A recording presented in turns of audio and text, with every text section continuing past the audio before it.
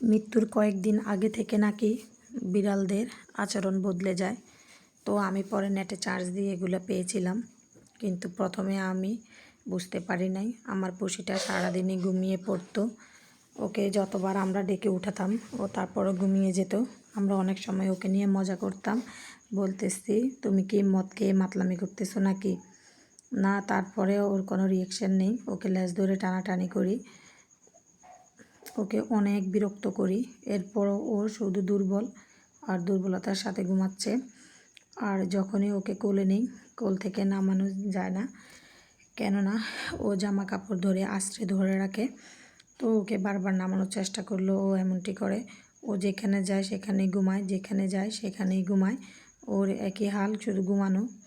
তো এইভাবে পুষিটা একদিন ঠিক আমাদেরকে ছেড়ে দূরে চলে গেছে, যেখান থেকে আর কেউ কোনোদিন ফিরে আসে না।